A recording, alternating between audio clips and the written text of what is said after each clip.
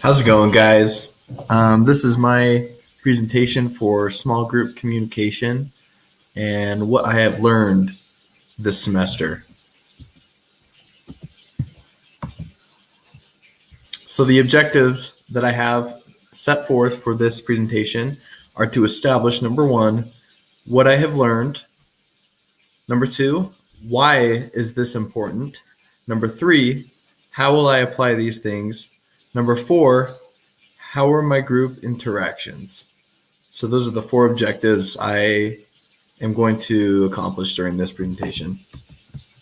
So the first one, what did I learn? I put down three different theories, and I'm going to elaborate on them a little bit more as time goes on. But the first one is social exchange theory. Number two is Maslow's hierarchy of needs versus Schutz's theory. Very similar theories, but I want to talk about the similarities and differences. And then number three is norms within groups. I found that very interesting. So for the social exchange theory, the book defines it as relationships can be described in terms of the rewards and costs, profits and losses. And some examples of rewards are pleasurable outcomes like similar interests or similar hobbies, things like that. Business partnerships can be part of this as well.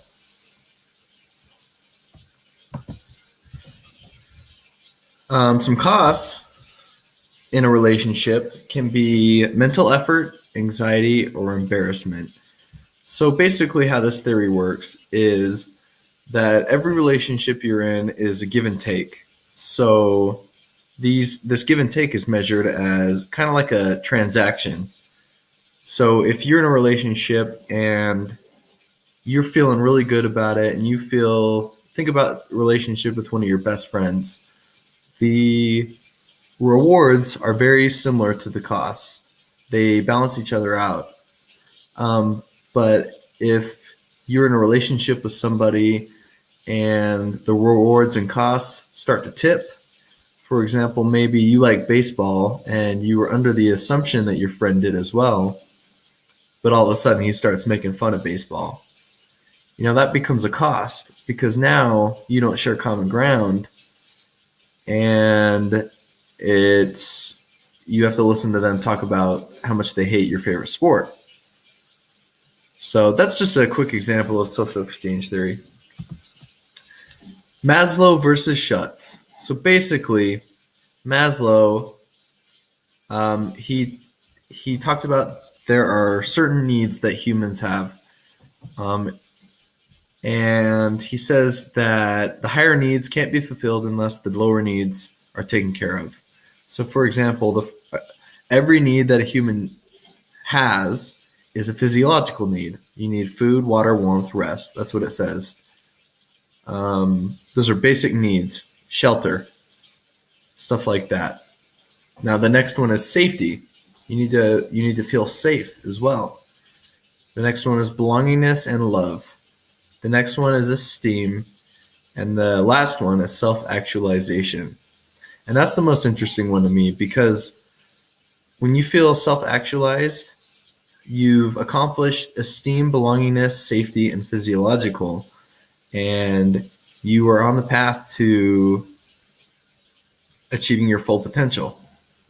Now, Schutz talked about how, in addition to these, humans also, this is an entirely different theory. So humans need inclusion, control, and affection. And I definitely agree with Maslow and Schutz because I feel like inclusion includes the belongingness and love and esteem. That's how they compare to each other. Control, I feel like, is esteem and self-actualization. And affection is, that speaks for itself. Esteem, belongingness, and love, blah, blah, blah. So yeah, these two are very important when it comes to interpersonal relationships because a lot of people in this world are at different stages of the hierarchy of needs and also of the theory that Schutz put out. Some people have more need to have control or affection, maybe because of the way that they grew up. You never know. But anyways, that's my 2 cents on that. So norms. I put this comic on here because I thought it was really funny, and it illustrated the norms pretty well. So basically, you have a bunch of people dressed up with chicken hats, and one guy who's not, and they're all staring at him like he's insane, even though they're wearing chickens as hats. So a norm establishes expectations of how group members should behave. So in this case, it's you wear a chicken hat or you're an outcast. In other groups that I've been in, especially groups this semester, it's been, hey, we expect you to stay on task because we need to get this assignment done. We expect your best effort because we want to get an A. So these things are all important parts of norms. And later in this presentation, I'm going to talk about what norms I saw in the groups that I was in. So how am I going to apply these things? With the social exchange theory, ever since I learned about it, I have been evaluating friendships, and I've learned that there are a lot of relationships that I find myself in where I am just paying it out. It costs me a lot of energy and time to be in that relationship, and it makes me wonder if it's even worth it. Sometimes I feel like with this, you hope someday that the benefits will come back. And sometimes they do. I'm not saying that it doesn't happen. But in this case, I just really need to sit down and evaluate who I want to spend my energy on. With Maslow and Schutz, I felt like this is good with if I was ever placed in a leadership position, because you can give, as a leader, you'll be able to give people underneath you leadership opportunities as well. And you have people who are in different stages. So, for example, Schutz says that people have a need for control. So if you have somebody who has a high need for control, give them a job that will give them just enough control, but will balance out so they don't go insane with power. As well as affection. If you have somebody who has a high need for affection, you want to put them with somebody who is not critical, somebody who's not super intense, somebody who uplifts them, stuff like that. And for norms, I felt like I could also use this in a leadership position. So as a leader of a group, you kind of are the guy who sets the expectations for the group.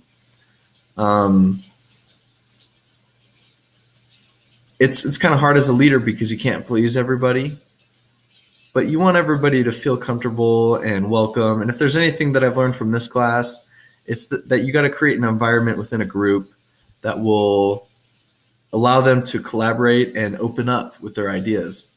So I think that one of the biggest norms I would implement is engaging the introverts, not to the point where they're just sweating beads, but I think to the point where they express their ideas because you know that they're thinking. They're just not the loudest people in the room. So my group interactions this semester, it's kind of interesting because it was over the internet. We did a group video chat, and these are 3 things that I noticed. So the first one is that we worked for a common goal, and what I mean by that is that we did our best to.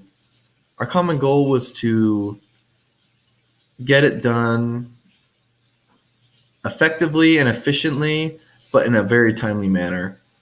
It was kind of hard to get everybody together at a perfect time.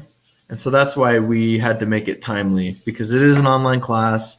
The reason people take online classes is because they have crazy schedules. So we made it work, and we got all our assignments in on time.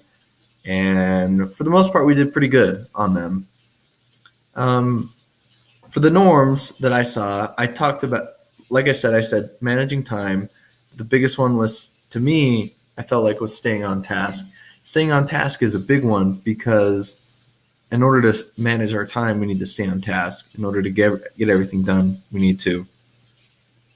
A big one was starting on time. There was a couple times when I was almost late, and I almost missed the start, because they started right on the dot, and whether I was there or not. So in the back of my mind, I figured out, hey, that's the expectation that my group members have. We start on time. Also, equal distribution of workload. We didn't want any one person to feel like they were just the guy who does all the work. I know I felt this way as the scribe. I didn't want to be the guy who was the scribe every single time, because, I mean, that's the majority of the work. The rest of the work is just talking. So every week we switched off on the scribe. So not every one person, so everybody got a chance, and not everybody felt like they were being overtasked. So yeah, that's my presentation. This is the draft, so my next one will be a lot better. I'm going to update it, but let me know what you guys think. Let me know what thoughts you have. I want to implement them into my presentation. So thanks so much. Talk to you later. Bye.